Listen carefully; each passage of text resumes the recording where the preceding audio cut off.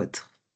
Ok, super. Alors, bonjour à toutes et puis bonjour à tous et puis merci de vous être connectés ce matin. Donc, bienvenue sur ce nouveau webinaire organisé par la communauté Afrique-France Entrepreneurs, inédit pour le Ghana puisqu'il s'agit du premier webinaire qu'on fait sur ce marché, le premier d'une longue série, j'espère. Donc, aujourd'hui, nous allons essentiellement nous concentrer sur les opportunités économiques qu'offre le marché ghanéen et plus précisément sur comment est-ce que la team France Eco peut vous accompagner à travers leurs solutions et leurs produits dans la réussite de vos activités sur ce marché si vous n'êtes pas déjà établi.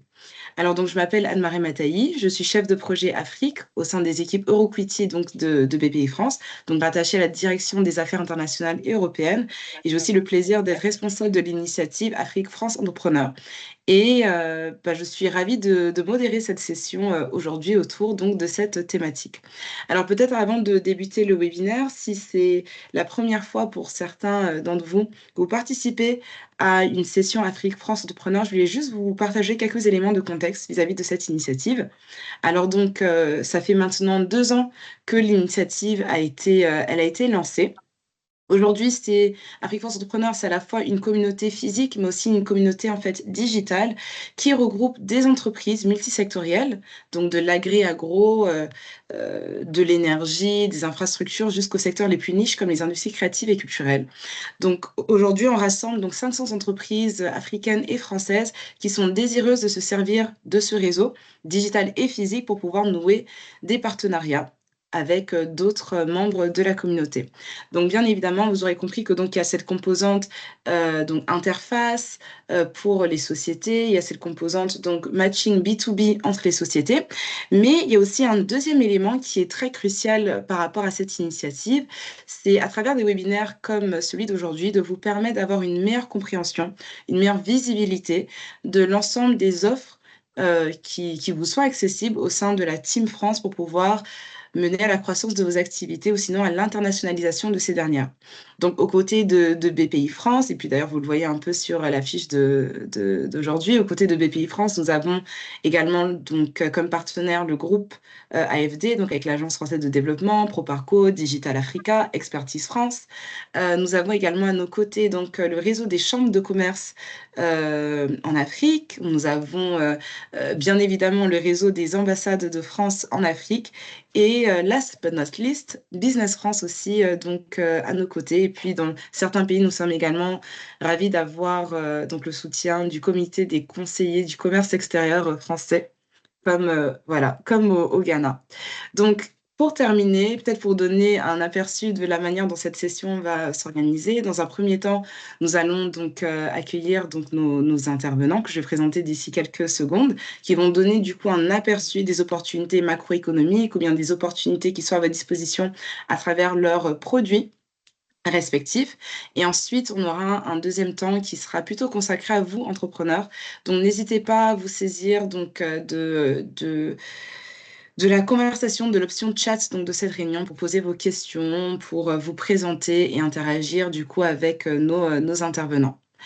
Donc maintenant, je vais vous présenter donc nos intervenants, donc en ordre d'ailleurs de leur prise de parole.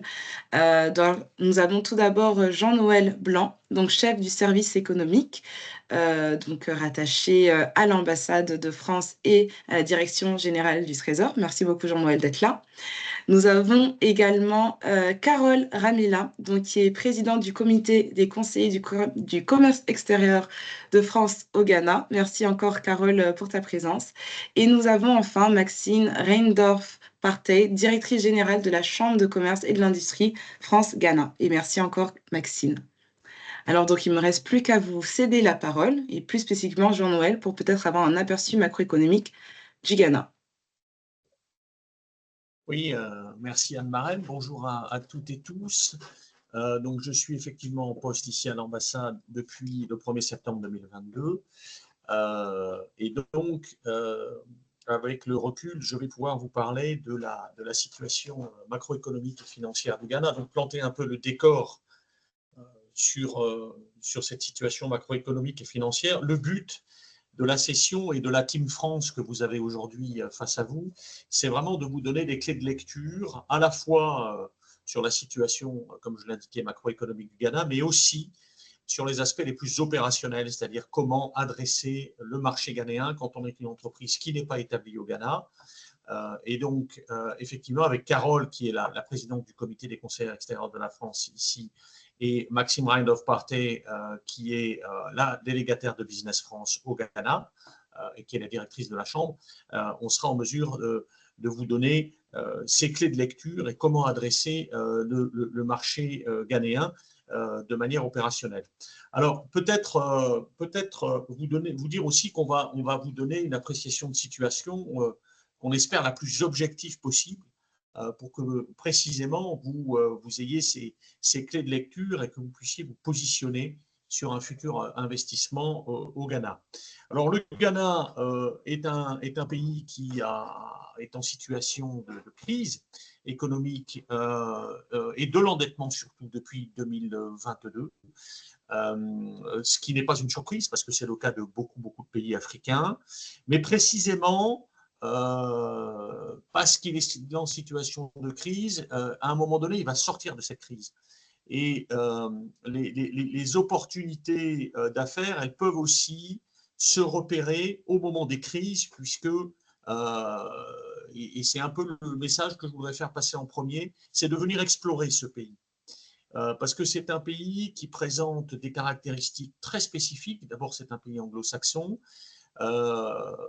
On parlera d'avantages et d'inconvénients ou de forces et faiblesses plutôt de ce pays, mais il y a beaucoup de forces au sein de ce pays et il y a évidemment des faiblesses. Et donc l'idée, c'est effectivement de vous éclairer par rapport à cette situation. Alors le Ghana est sous supervision du FMI depuis 2023, une supervision du FMI qui va durer jusqu'en 2026.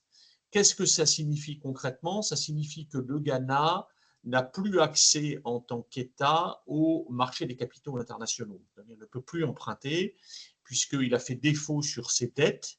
Quand je parle de ces dettes au pluriel, c'est à la fois la dette domestique, la dette bilatérale souveraine avec les États partenaires, donc les États du Club de Paris, mais aussi d'autres États comme la Chine, la Turquie, l'Arabie Saoudite ou l'Inde. Défaut également sur sa dette privée commerciale, et puis défaut sur tous les emprunts, et c'est probablement là l'effet boule de neige, tous les emprunts qui avaient été faits sur le marché des eurobonds. Donc le Ghana a fait appel au FMI en 2022, suite à la déclaration de son défaut de dette. Le FMI est intervenu et un accord a été trouvé entre le gouvernement ghanéen et le FMI en mai 2023 pour une facilité de crédit de 3 milliards de dollars sur 3 ans. Donc le Ghana bénéficie de ces 3 milliards de dollars sur 3 ans, ce qui va nous mener jusqu'en 2026. Et le FMI est présent tous les 6 mois au Ghana, envoie une délégation donc, de Washington, qui est pilotée par un chef de délégation qui est français, et qui vient contrôler que les recommandations du FMI sont bien mises en place par le gouvernement ghanéen. Sans rentrer dans le détail, les préconisations du FMI, elles sont de 3 ordres. Augmenter les recettes fiscales du pays, qui a un niveau de recettes fiscales sur PIB bien en dessous des autres pays voisins de l'Afrique subsaharienne. On est autour de 13-14% sur PIB, alors que les autres pays sont entre 18 et 20%. Donc un volet recettes à améliorer. Ça, il faut le prendre en compte, évidemment, lorsqu'on veut investir dans ce pays, puisque la ligne de conduite du gouvernement, c'est d'augmenter les recettes fiscales, et donc ça se traduit aussi par des corporate tax de la part du fisc ghanéen qu'on appelle le Ghana Revenue Authority. Vous avez aussi un volet dépenses, donc baisser les dépenses. Ça, c'est beaucoup plus difficile à faire. On est bien placé en France pour le savoir, mais c'est aussi valable pour le Ghana. Mais voilà, le FMI contrôle aussi cet aspect-là. Donc, un équilibre budgétaire à retrouver pour le Ghana, restructurer ses dettes, et ça, c'est un point très, très important dans la sortie de crise du Ghana, puisque le Ghana a très bien manœuvré, si je puis dire, pour restructurer la totalité de ses dettes. Et donc, on est en phase de finalisation des accords pour restructurer ces dettes. Donc, on peut considérer que d'ici 2026, qui est la fin du programme FMI, le Ghana aura restructuré, peut-être même avant 2025, la totalité de ses dettes. Et puis ensuite, il y a un volet réforme structurelle, qui est le quatrième volet de la réforme du FMI, réforme structurelle notamment dans le secteur de l'énergie, qui est déficitaire ici, notamment le secteur de l'électricité, dont on pourra reparler évidemment si vous le souhaitez, et puis le cacao, puisque le Ghana est le deuxième producteur mondial de cacao derrière la Côte d'Ivoire. La dernière revue de contrôle du FMI vient de s'achever début octobre, donc une quinzaine de jours, une vingtaine de jours. Le FMI est très optimiste sur une sortie de crise plus rapide qu'attendue du Ghana par rapport à cette crise de l'endettement et cette situation macroéconomique. Alors, quelques chiffres un peu pour fixer les choses. La croissance cette année, le FMI vient de la réviser à la hausse, puisque la croissance économique, le FMI pensait qu'elle serait entre 1,5 et 2,5%. La Banque mondiale du Ghana en 2024 à 4%. Pour un pays qui est en crise de l'endettement, c'est quand même un facteur de santé économique qui montre que le Ghana se rétablit plus rapidement qu'attendu par le FMI. La Côte d'Ivoire voisine va être autour de 6%. Vous voyez que deux pays comparables, et un qui est en crise, un qui ne l'est pas du tout et qui a plutôt le vent dans le dos, on s'aperçoit que le Ghana est plutôt très résilient vis-à-vis de cette crise. On a eu un deuxième chiffre, on a eu en 2022, au moment du pic de la crise, une inflation à 55%. En glissement annuel, donc une augmentation considérable des prix. Aujourd'hui, la cible de la Banque du Ghana, c'est 18% en fin d'année, ce qui reste fort, mais pour des pays comme le Ghana, en moyenne, chaque année, il y a entre 8 et 10% d'inflation. Ce qui est la target normale de la Banque du Ghana, c'est d'avoir une inflation entre 8 et 10%. Vous voyez qu'on va atterrir en fin d'année à 18%, donc on se rapproche quand même de cette cible. Alors, là aussi, un point peut-être négatif à prendre en compte dans les appréciations de situation, c'est l'inflation. C'est la dévaluation du CEDI. Vous savez que le Ghana n'est pas en zone du franc CFA, donc il a sa propre monnaie qui est le CEDI ghanéen. Évidemment, le CEDI ghanéen a beaucoup souffert de la crise de l'endettement, puisqu'encore cette année, il va être déprécié de l'ordre de 20 à 25%. Mais on y reviendra, peut-être Carole en parlera, c'est désormais une donnée qui a été intégrée par les acteurs économiques, cette flottabilité du CEDI. Et c'est aussi un peu volontaire de la part de la Banque du Ghana qui préfère reconstituer son stock de devises plutôt que de soutenir sur les marchés financiers le CEDI ghanéen. Voilà. Ce que je peux dire globalement, c'est qu'aujourd'hui, il n'y a plus de risque systémique sur le système bancaire ghanéen, qui avait déjà fait l'objet d'un clean-up en 2029, où 13 établissements avaient été fermés ou fusionnés. Donc le système bancaire est solide, les ratios qui sont imposés par les accords de Bâle au système bancaire mondial sont respectés ici au Ghana. Donc la Banque du Ghana est très très attentive.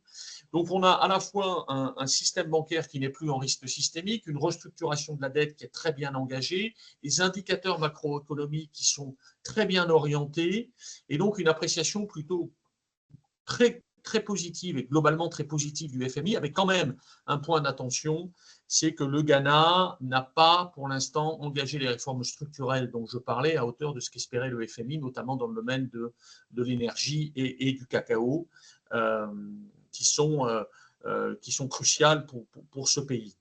Alors peut-être en termes de relations bilatérales entre la France et le Ghana, là aussi quelques chiffres. On a 600 millions d'euros d'échanges commerciaux entre la France et le Ghana, avec un déficit commercial France de 113 millions de dollars, je parle en dollars, pardon, donc 600 millions de dollars et 113 millions de dollars de déficit de la balance commerciale de la France vis-à-vis du Ghana.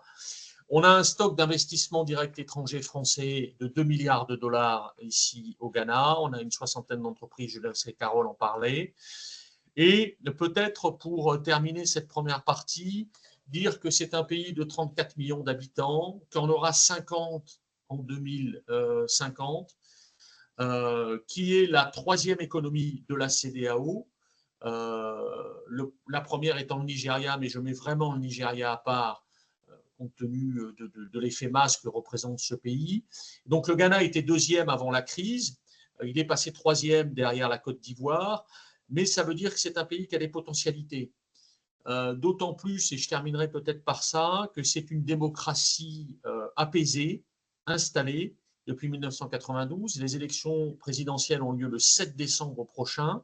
Donc, il y a évidemment un attentisme à la fois des marchés financiers, mais surtout des entrepreneurs en attendant le résultat de ces élections. C'est aussi un pays qui se définit, et Maxime, qui est ghanéenne, pourra vraiment en parler aussi, comme un peaceful country. C'est-à-dire vraiment un pays qui, d'un point de vue sécuritaire, j'exclus la frontière nord avec les États du Sahel, mais ici, quand on est à Accra, on a vraiment un sentiment de sécurité qui est excellent, c'est-à-dire qu'il n'y a vraiment pas de risque majeur en termes de sécurité comparé à d'autres pays de la sous-région. C'est un pays évidemment qui possède des matières premières et un sous-sol extraordinaire. On appelait ça la Gold Coast autrefois. Donc il y a à la fois de l'or, premier producteur d'or en Afrique, vous avez du pétrole, vous avez du gaz, vous avez tous les minerais rares qui se trouvent ici dans ce pays. Mais j'insisterai pas énormément sur ces aspects-là parce que je dirais que on définit toujours l'Afrique et tous les pays africains comme des pays qui ont des matières premières.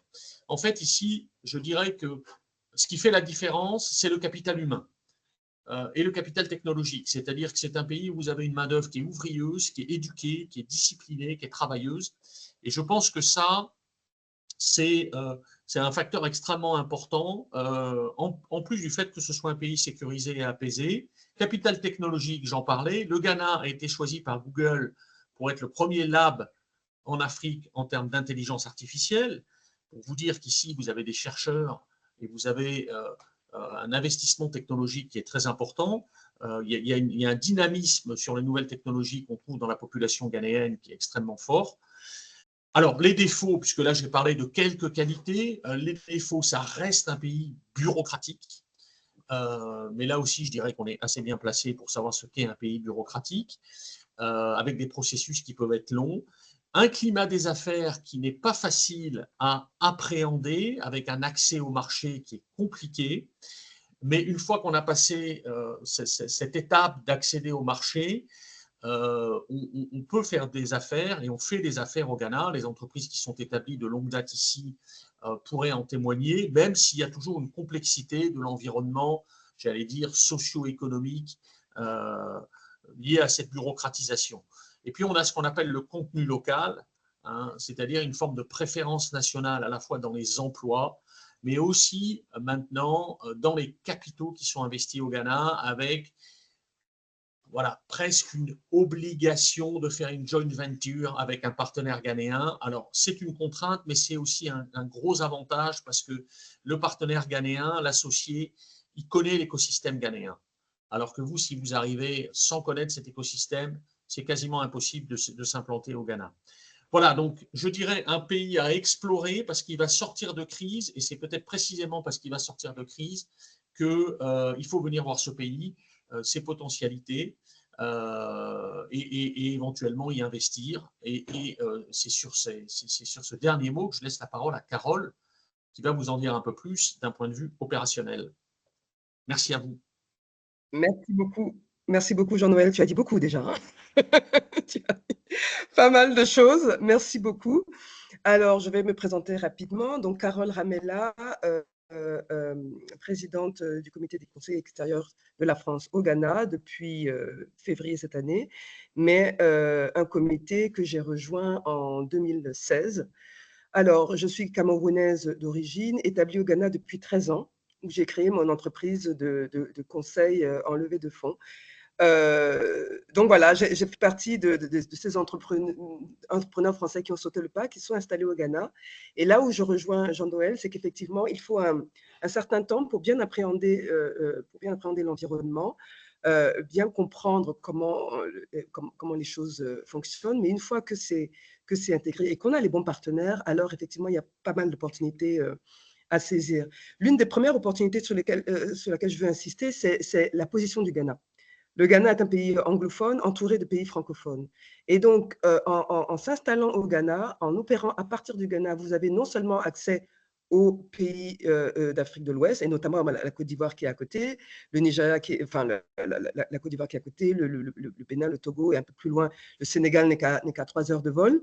Mais surtout, vous avez accès aux pays anglophones, anglo-saxons du Ghana, enfin de l'Afrique. Le Ghana est très proche du Nigeria, très proche de l'Afrique du Sud.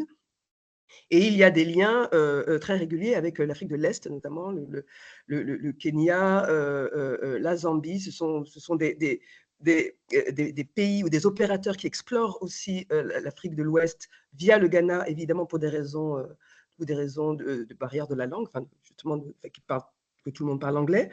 Donc ça, c'est déjà un premier avantage, à mon avis, qu'il faut explorer. C'est pour cela qu'on a parmi les CCE des entreprises qui n'opèrent pas uniquement au Ghana, mais qui regardent toute la région. Aujourd'hui, les CCE, c'est une quinzaine d'entreprises, parmi lesquelles Danone, Total, CMA-CGM, la Société Générale au niveau bancaire. Et par exemple, si je prends l'exemple d'un pays d'une entreprise comme Danone, Danone est établie au Ghana, mais couvre toute l'Afrique de l'Ouest, et notamment la Côte d'Ivoire, à partir du Ghana. Donc, c'est un pays intéressant de ce point de vue-là. Que dire de plus par rapport à ce que Jean-Noël a dit? Oui, il a parlé effectivement du contenu local, local content en anglais. Effectivement, il y a une logique de développement local pour le gouvernement ghanéen. Donc, c'est effectivement quelque chose qu'il faut absolument apprivoiser. Et donc, le premier conseil, ce serait de prendre le temps de chercher et trouver le bon partenaire avec lequel travailler. Ils existent. Il ne faut pas forcément se précipiter et approcher le premier venu. En revanche, il faut accepter de prendre le temps. Il faut accepter de prendre le temps d'apprendre, de comprendre, d'explorer et de trouver les partenaires avec lesquels vous pourrez travailler. Et c'est là que la Team France peut vous aider. Nous sommes sur le terrain depuis pas mal de temps maintenant. Et donc, nous sommes en capacité de vous aider à trouver ce type de partenaire. L'autre élément sur lequel je voudrais insister, Jean-Noël l'a évoqué, c'est la résilience du Ghana, notamment par rapport à la dépréciation du cedi ou le niveau d'inflation que le pays connaît. Aujourd'hui, ce niveau d'inflation, il était effectivement de 55% l'année dernière, on est à 20% aujourd'hui.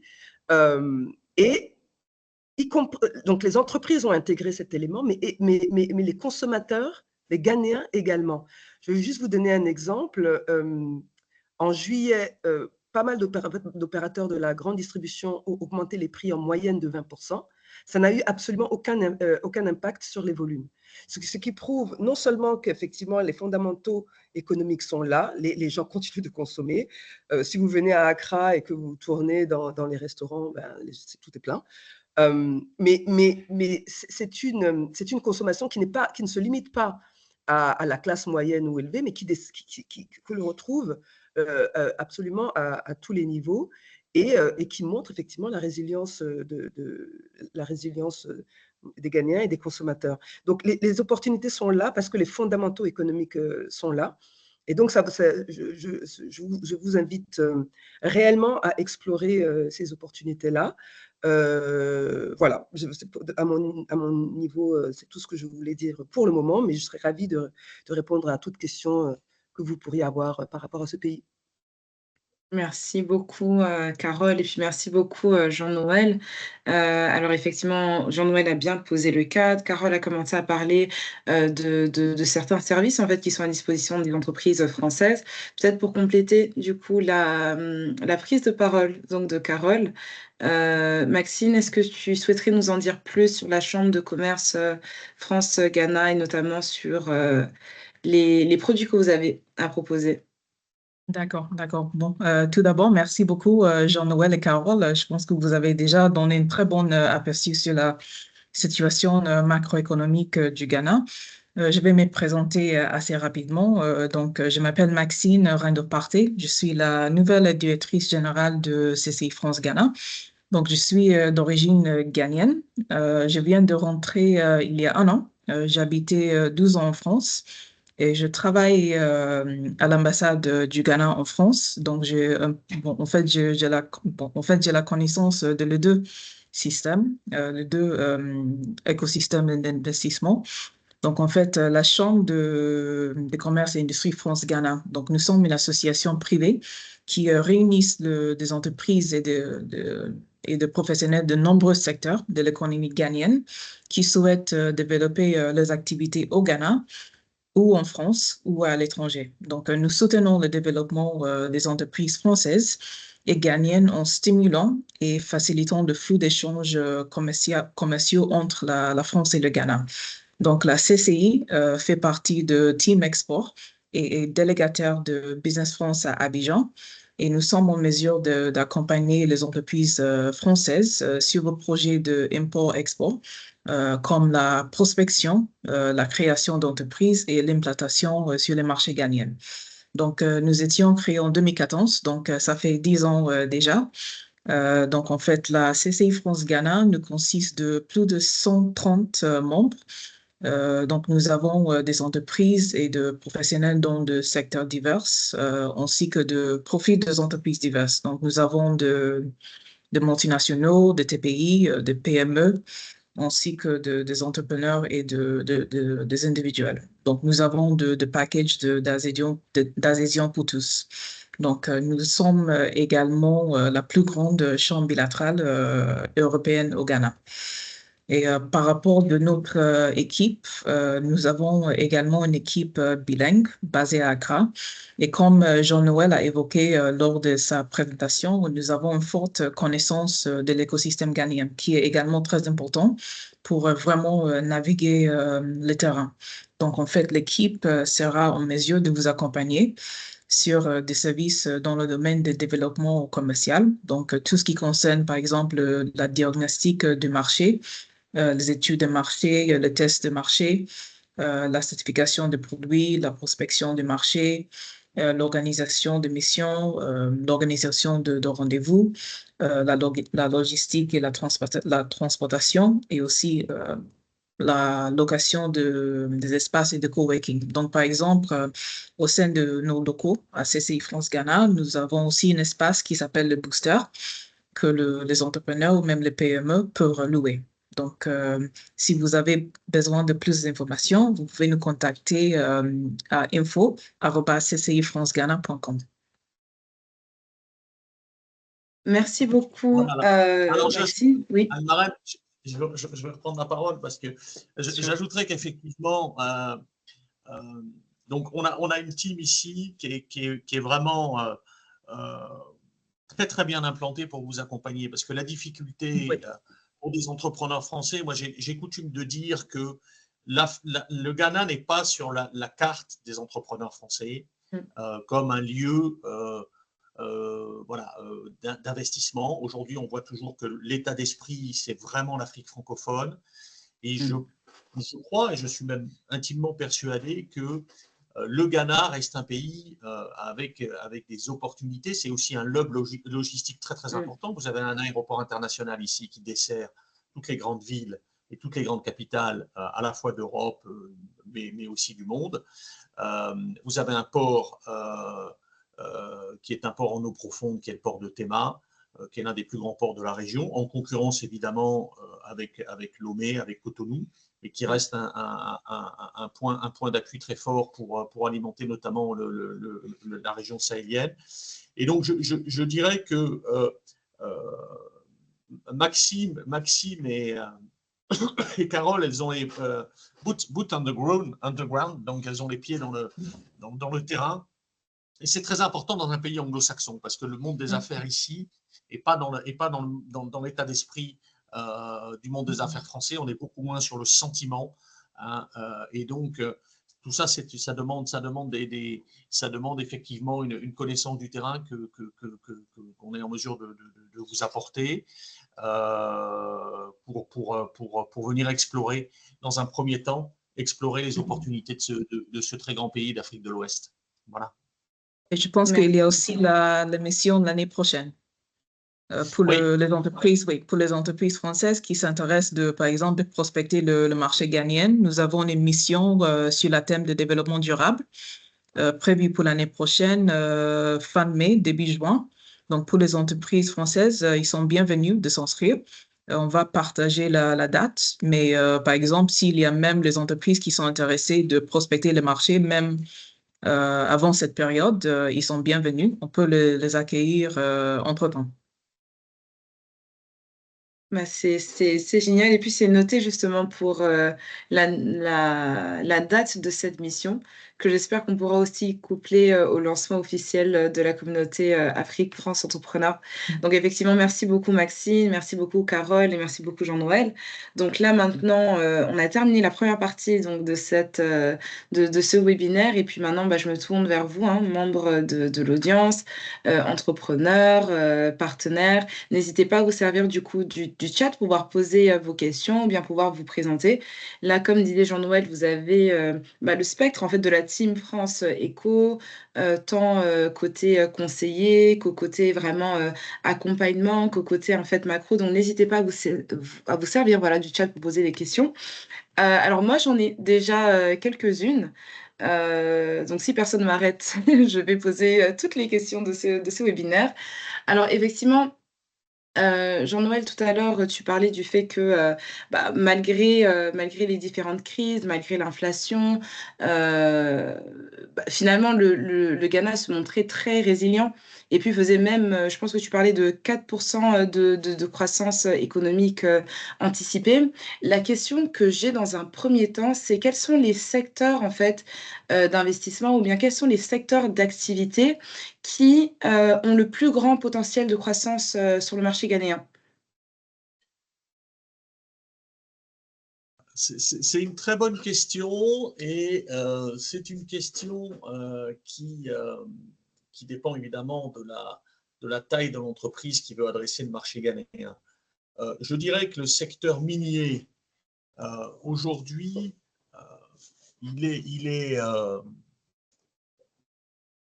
énormément de potentiel dans le secteur minier, mais c'est un secteur qui est presque fermé hein, et réservé aux entreprises ghanéennes ou anglo-saxonnes. En revanche, le paraminier, les side activities, hein, tout le para-industriel, ça, c'est un secteur qui reste porteur. Il y a du manganèse, il y a du lithium, voilà, il y a énormément de métaux rares ici, mais ça demande énormément d'investissement. Donc, si on se tourne en revanche vers des entreprises qui souhaitent adresser le marché avec un investissement voilà, qui n'ira pas jusqu'à ce qu'on peut trouver dans le secteur minier, le secteur pétrolier ou le secteur gazier, parce que là, c'est vraiment des centaines, voire des milliards de dollars. Il y a le secteur de la tech, hein, qui est très porteur ici. J'ai parlé de l'intelligence artificielle, mais je pense que c'est un secteur. On n'a pas parlé du taux d'intégration d'Internet ici ou d'accès à Internet, hein, mais vous avez ici toutes les technologies qui sont à disposition. Avec le Kenya, c'est probablement le pays le plus performant en matière de nouvelles technologies et d'accès à Internet. On va passer à la 5G très rapidement. Donc, il y a vraiment des opportunités dans ce secteur-là. Il y a beaucoup d'incubateurs, hein, de start-upers. Alors, évidemment, comme tous les incubateurs, il faut faire le tri, mais il y a beaucoup de pépinières d'entreprises dans le domaine de la tech. Autre secteur, je pense, qui est vraiment à explorer, c'est le secteur des services. Hein. On a parlé de la classe moyenne ghanéenne. La classe moyenne ghanéenne, elle est très présente. Elle a souffert de la crise, incontestablement. Hein, parce que voilà, je dirais que la majeure partie des gens, ils absorbent la crise, mais ils ont des besoins de consommation qui sont moindres que la classe moyenne, mais elle est en train de se reconstituer. Donc, il y a vraiment une classe moyenne existante. Je parlais de 35 millions, 34 millions d'habitants aujourd'hui, 50 millions en 2050. Bon, il est clair que vous avez une classe moyenne ici qui est sur des modes de consommation, de services, mais aussi dans le retail, hein, qui permet de venir explorer ce pays. Et il y aura un marché. Il y aura un marché de classe moyenne qui va être grandissant au Ghana. Voilà, peut-être toi, Carole, avec ton regard d'accompagner des fonds d'investissement, tu peux peut-être compléter. Voilà, moi, en première approche, c'est ce que je dirais, mais j'ai moins le regard terrain que Carole et que Maxine. Hein. Oui. Effectivement, quand on regarde déjà le Ghana, la plupart, je dis, parmi les investisseurs, les fonds d'investissement notamment qui investissent en Afrique et notamment en Afrique de l'Ouest, la majorité vont mettre le Ghana sur la carte, du fait de la taille du marché, du fait de sa proximité notamment avec le Nigeria, et donc la possibilité d'accéder à un énorme marché là-bas. Et en termes de secteur au Ghana en particulier, beaucoup d'intérêt pour tout ce qui est B2C, donc le retail. Le retail est un secteur qui intéresse. La tech, tu l'as mentionné, absolument. Absolument. Je veux dire, aujourd'hui, en Afrique, les centres, quand les fonds de venture capital, notamment, investissent dans les startups, les premiers marchés en Afrique, c'est Égypte, Kenya, Afrique du Sud. Mais en deuxième, dans le deuxième lot, on aura le Ghana, le Ghana sera le 4e pays. Et on voit effectivement de plus en plus énormément de startups, de fintech notamment, qui fonctionnent très bien. Il y a l'exemple de Zippé ici, dans lequel plusieurs fonds, notamment des fonds français, ont investi, continuent d'investir. L'agtech, donc la tech appliquée au secteur de l'agriculture, au secteur de la santé. Parlant de la santé, c'est aussi un secteur qui intéresse, qu'il soit supporté par la technologie ou pas, et bien sûr l'agroprocessing. L'agroprocessing, le Covid a fait réaliser à énormément d'investisseurs qu'effectivement, c'est pas mal de transformer localement. Et donc, il y a un vrai appétit pour ces entreprises qui non seulement vont avoir un impact en faisant travailler des fermiers, énormément de fermiers, mais vont transformer localement et constituer des alternatives crédibles aux importations. Les fonds d'impact, notamment, sont extrêmement gourmands et recherchent énormément d'opportunités de ce type au Ghana. Bah justement, j'ai pas envie de te couper, et puis j'ai vu que Maxine aussi voulait rajouter, mais parce qu'on a une question qui est en lien avec ce que tu disais tout de suite, Carole, sur l'agri-agro. Quelles sont les réformes, en fait, dans le domaine agricole? Et puis, je sais pas si, du coup, c'est une question que j'adresse à tous les trois, si c'est une question qui est plus macro, mais oui. Oui, Et après, c'est une Maxine, question. on reviendra sur sa réponse aussi.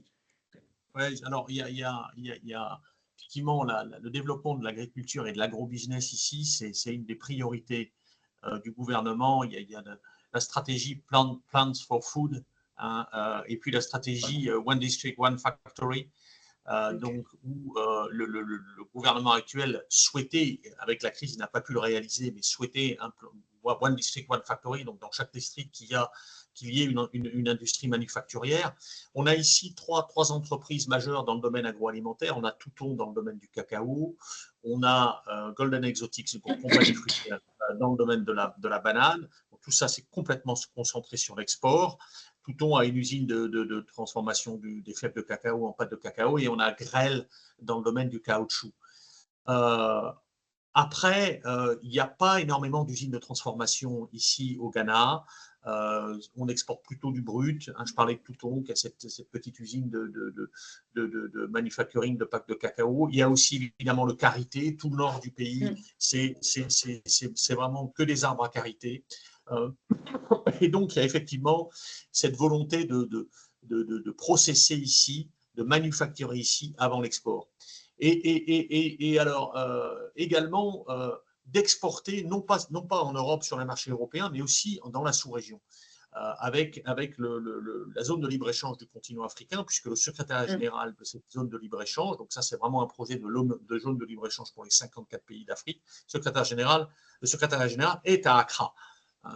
Et ce n'est pas un hasard s'il est à Accra, c'est parce que Accra et le Ghana, ils ont cette volonté d'être un hub un peu dans tous les domaines, hein, que ce soit un hub logistique, un hub tech, un hub en matière d'agriculture, d'exportation. Donc, il y a vraiment cette volonté politique. Alors, elle est parfois contrecarrée par des phénomènes bureaucratiques qui sont parfois pénibles à vivre, hein, il faut quand même le reconnaître. Mais il y a quand même cette espèce de dynamique qui est enclenchée, y compris dans le domaine agrobusiness. Voilà, j'en dis pas plus. Je laisse la parole à mes partenaires. Oui, et justement, je voulais coupler pour ta question, Maxine, qui c'était partie de la question initiale des secteurs qui présentent beaucoup d'opportunités. Comme justement par ton vécu et puis aussi par ton positionnement en tant que directrice de la Chambre de commerce, quels sont les secteurs où tu vois en fait le plus de potentiel de collaboration entre les entreprises ghanéennes et françaises? C'est-à-dire à la fois les opportunités au Ghana, mais aussi de la vision que tu as de l'expertise française. Quels sont vraiment les champs à explorer pour la collaboration? Je vois beaucoup de potentiel pour la collaboration dans la technologie et innovation. OK.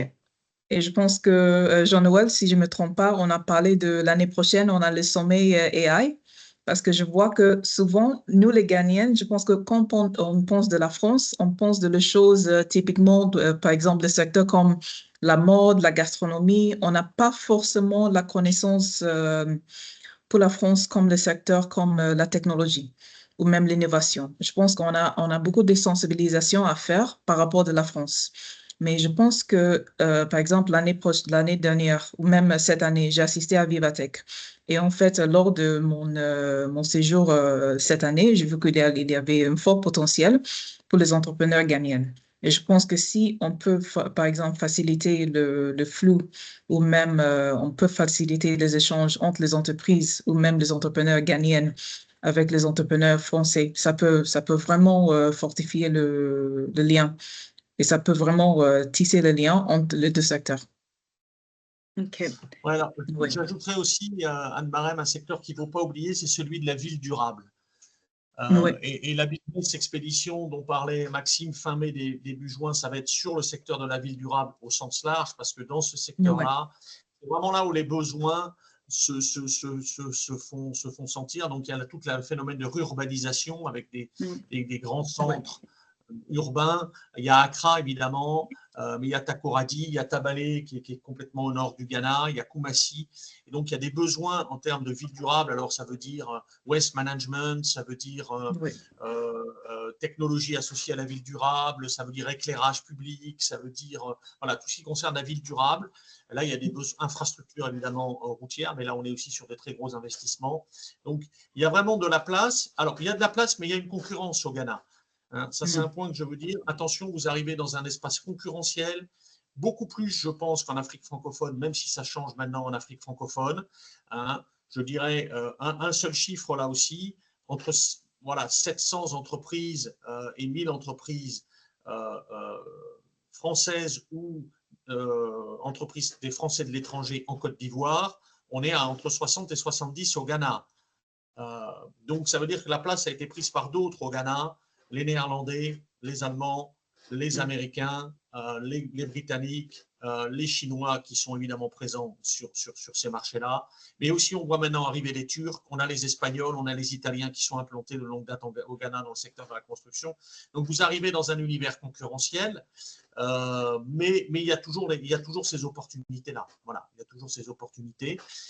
Et c'est précisément parce qu'on croit que ce pays est sous-estimé dans son potentiel, qu'on fait ce webinaire et qu'on essaie d'attirer des entreprises françaises ici au Ghana, qu'elles déportent un peu leur regard de l'Afrique francophone. Alors, c'est un peu plus facile avec le Sahel maintenant qu'il est plus accessible, mais ce pays-là est franchement un pays, une fois qu'on a compris quels sont ces modes de fonctionnement et de raisonnement des Ghanéens, mais alors là, Carole et Maxime, qui est ghanéenne, pourront vraiment vous débriefer là-dessus. Vous pourrez accéder ici au marché et puis vous développer surtout dans ce pays. Donc, ville durable, ne pas oublier ville durable. En plus, ville durable qui renferme énormément de secteurs, l'infra, l'eau, l'énergie. Donc, c'est noté. On a une autre question du coup dans le chat de la part d'une société membre de la communauté Afrique Entrepreneurs. Quel type de flux de marchandises sont le plus demandés entre la France et le Ghana? Et quel secteur bénéficierait le plus d'une optimisation logistique pour faciliter ces échanges? Alors, si la personne peut prendre la parole pour repréciser sa question. Alors oui, si c'est OK pour toi, je vais te permettre de mettre ton micro pour pouvoir poser la question. Alors là, en principe, tu peux prendre la parole, Ndeye. Si tu le souhaites, cela dit, bien évidemment. Si c'est la structure vous m'entendez? Oui, on t'entend. Oui, bonjour à tous. Bonjour Anne-Marem. Bonjour à tous et merci beaucoup pour toutes les informations partagées. C'était super intéressant. Alors, moi, je suis Ndeye Babou, donc je suis d'origine sénégalaise. Donc, on partage un peu l'Afrique de l'Ouest avec le Ghana. Comme l'a dit Anne-Marème, voilà, je suis en fait membre de la communauté France-Afrique, entrepreneur. En fait, j'ai créé il y a 3 ans une start-up qui s'appelle Loom Africa et qui se positionne vraiment en fait comme une brique technologique en fait pour simplifier, sécuriser, digitaliser la logistique vers l'Afrique et depuis l'Afrique. Parce que tout simplement, en fait, aujourd'hui, c'est un vrai frein. Même si voilà, le Ghana, c'est aussi un hub, je partage ce que vous dites, c'est un hub en fait, logistique qui est assez performant en Afrique, comme le port de Lomé, le port d'Abidjan, le port du Sénégal aussi. Mais il y a encore des freins, il y a énormément de freins. Par exemple, la télécaf qui est dans le papier est très très bien, mais moi encore, j'attends vraiment la déclinaison opérationnelle. Il y a des corridors qui sont enclavés. Aujourd'hui, c'est la réalité de l'Afrique. En fait, la plateforme Luma en fait, est là vraiment pour, on va dire, décloisonner tout ça. C'est vraiment en fait ma mission aujourd'hui carrément, en utilisant la technologie, en utilisant l'IA, en utilisant la digitalisation. Et donc, du coup, je suis vraiment intéressée sur ces webinaires de savoir qu'est-ce qui est échangé entre ces pays d'Afrique, entre eux-mêmes et aussi avec l'Europe. C'est vraiment en fait, de voir en fait, avoir cette visibilité-là pour répondre en fait, à ces besoins, à ces problématiques. Alors, si on regarde la structure des exportations et des importations entre la France et le Ghana, alors peut-être dire qu'avant, la particularité des pays africains, mais vous le savez aussi bien que moi, madame, c'est que le commerce intra-africain est très faible. Très, très faible. Par rapport au volume des exportations du Ghana, par exemple, je vais dire que, allez, entre 2 et 5% de ce qui est produit au Ghana part en Afrique, hein, dans les pays voisins. Donc, c'est vraiment, il y a vraiment un énorme potentiel d'exporter dans la sous-région. Ça ne se fait pas parce que l'orientation, elle est à l'export. Elle est à l'export parce qu'on ne manufacture pas ici, hein, donc on envoie des produits bruts. Hein, un exemple, mais même dans le domaine du pétrole, hein, même dans le domaine du pétrole, on exporte du brut, on réimporte du raffiné. Hein, alors, il y a une raffinerie qui vient d'ouvrir, mais dans le domaine de l'or, on importe de l'or. Il n'y a pas ici de manufacturing d'or, hein, de bijouterie, de choses comme ça. Il y en a un petit peu, mais ce n'est vraiment pas développé. Donc, le mindset, je dirais, c'est du Ghana, mais qui n'échappe pas à ce qui se passe dans la sous-région, c'est d'exporter alors vers l'Europe, vers l'Asie, vers les États-Unis, mais pas dans la sous-région. Alors, si je reprends pour répondre précisément à votre question, qu'est-ce qui est exporté de la France vers le Ghana? On retrouve en premier des équipements mécaniques, électriques, électroniques, informatiques, des produits métallurgiques, des produits de l'industrie agroalimentaire, produits chimiques, parfums comestiques. Voilà, ça, c'est les exportations françaises vers le Ghana. Et si je prends à l'inverse les importations du Ghana à partir de la France, si je retrouve la slide, non. Les importations françaises en provenance du Ghana, pardon, c'est produits agricoles, sylvicoles, pêche, aquaculture, produits des industries agroalimentaires, hydrocarbures, produits métallurgiques et métalliques. Ça, c'est du Ghana vers la France, et l'inverse, de la France vers le Ghana, on a 28% en équipements électriques, électroniques, informatiques, 18% en produits métallurgiques et métalliques, 16% en produits des industries agroalimentaires, 13% en parfumerie cosmétique. Mais je pourrais vous donner ces éléments. Hein. Oui. On va bientôt je veux bien, Jean-Marie. Jean-Noël, pardon. Ouais, on va bientôt publier sur notre site LinkedIn du service économique ce document que je vous montre rapidement, qui est l'Economic Report 2023-2024 entre la France et le Ghana. Vous aurez toutes les informations dessus qui vous permettront de mieux comprendre voilà, quelle est la présence et l'empreinte française ici au Ghana. Très, très bien. Voilà, mais pour répondre à votre question… Anne-Marème après. Ok. T'entends pas, Anne-Marème? Ah oui, effectivement. Ce que je disais, c'était merci beaucoup, Andé. C'est qu'une fois que le rapport sera publié, moi, je vais également le mettre en exclusif sur la communauté Afrique-France Entrepreneurs. Comme ça, voilà, les autres membres également auront accès à cela. Donc, merci beaucoup pour cette interaction. Merci également pour la prise de parole, Andé, et puis la réponse, Jean-Noël. Je vois que donc le temps file, donc j'ai peut-être une dernière question à poser. Alors, je vérifie juste si effectivement il n'y a pas d'autres questions qui ont été posées dans le chat. OK. Alors, la question que j'avais, c'était plus sur, alors, d'une part, quelles sont les réalités fiscales en fait, auxquels peuvent être confrontées les entreprises françaises, d'une part, ou bien, en fait, quels sont les avantages offerts, si jamais il y en a, en fait, pour les entreprises étrangères? Et la deuxième question que j'ai, c'est plutôt sur le bilatéral. Est-ce qu'il existe, en fait, des initiatives ou bien des accords de coopération entre la France et le Ghana qui faciliteraient donc le flux, les flux commerciaux? Ou bien, je sais pas, un autre point dont on n'a pas forcément parlé parce que c'est pas vraiment la cible, mais peut-être qu'il y a des accords, sur, le partage, je sais pas, d'innovation ou bien des échanges, d'étudiants, voilà. Qu'est-ce qui existe un peu dans cette sphère?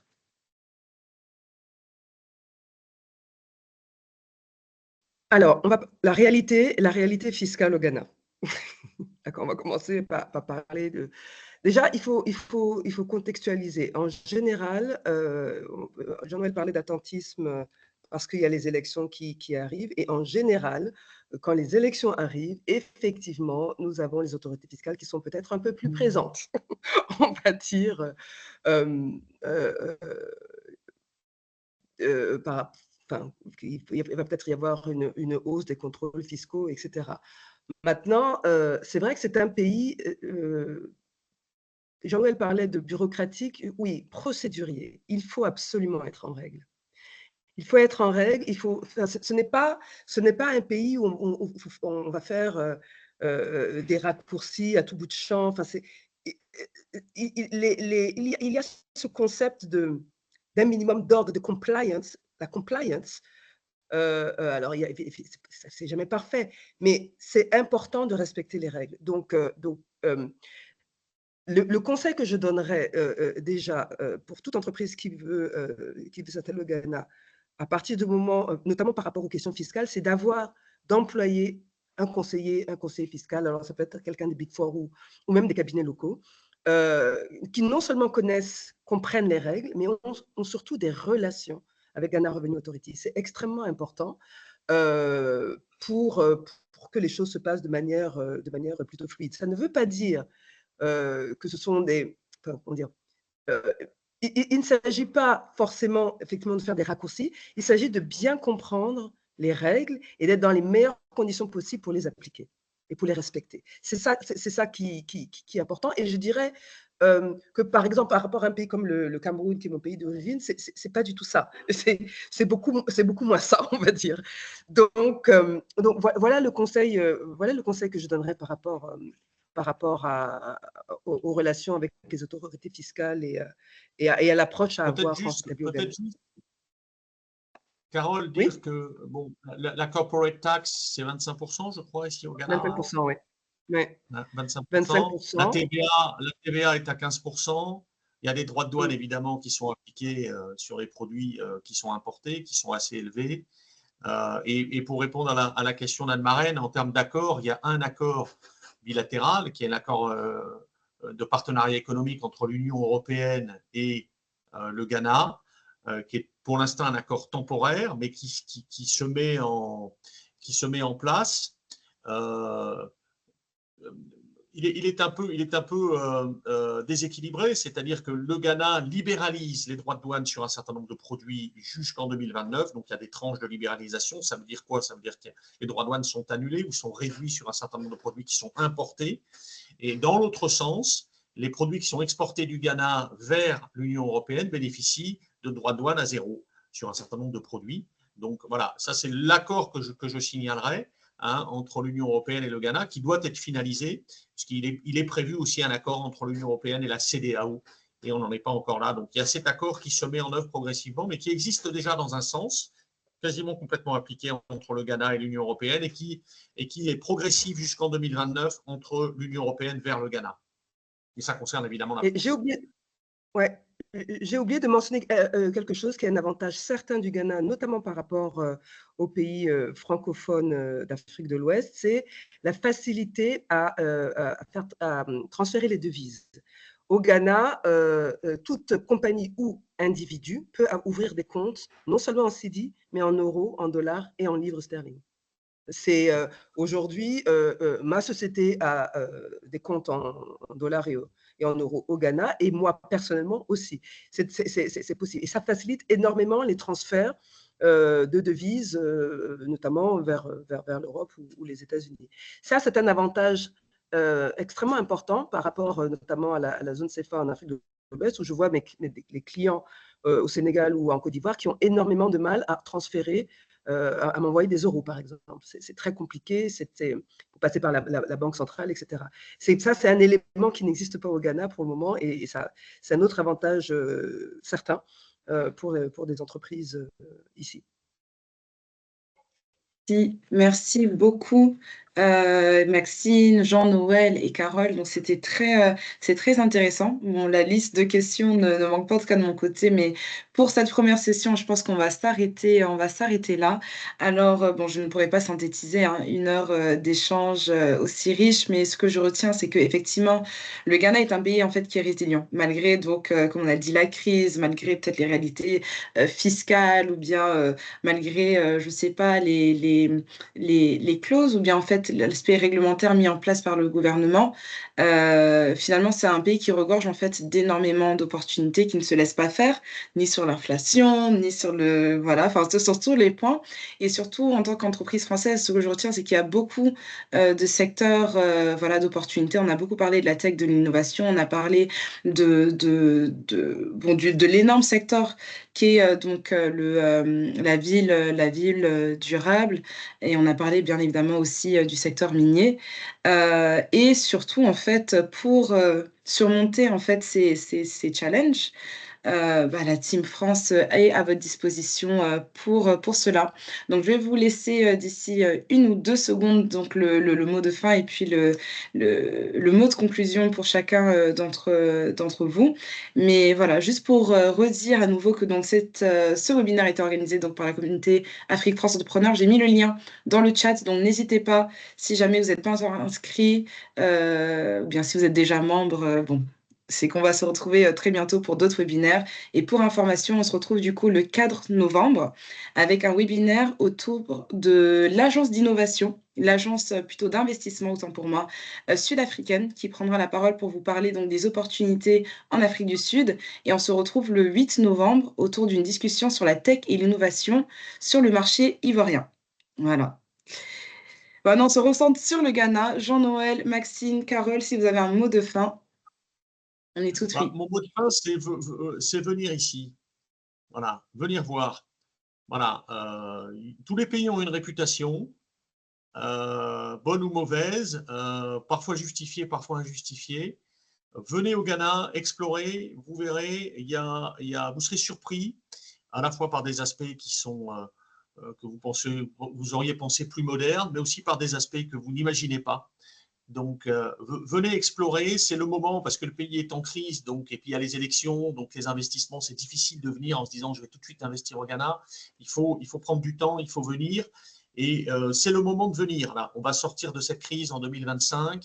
Il va y avoir un nouveau gouvernement, des nouvelles politiques qui vont être mises en place. Donc, la crise crée toujours des opportunités pour les businessmen et les hommes d'affaires. Voilà. Beaucoup plus que quand tout le monde est sur la même ligne de départ. Donc, remettez le Ghana sur la carte des investissements des entreprises françaises. J'arrête là. Merci beaucoup. Merci. Maxine? Et n'hésitez pas, contactez-nous pour le mission, la prospection aussi, à info@ccifranceghana.com. Et n'oubliez pas la mission de développement durable l'année prochaine. Parfait. Merci beaucoup. Et Carole? Et voilà, quand vous venez, parce qu'il faut que vous veniez, n'est-ce pas, n'hésitez pas à vous rapprocher des équipes France, notamment les CCE pourront vous donner des informations très précises sur les différents secteurs. On a des représentants dans les secteurs clés de l'économie, et donc n'hésitez pas. Mais pour commencer, avant de préparer votre arrivée, lisez l'Economic Report, c'est vraiment une mine d'informations, ça vous donnera déjà pas mal d'informations sur la réalité du Ghana. Et si malgré tout, on n'a peut-être pas tant d'entreprises françaises que ça par rapport à la Côte d'Ivoire, mais si elles sont là, c'est pour une raison. Vraiment. Voilà. Merci à tous. Merci beaucoup à tous les trois et merci encore pour votre disponibilité pour ce webinaire. Et à tous ceux qui ont participé, je vous dis à très vite pour un prochain webinaire Afrique France Entrepreneur. Excellente journée à tous. Au revoir. Au revoir. Au revoir. Au revoir.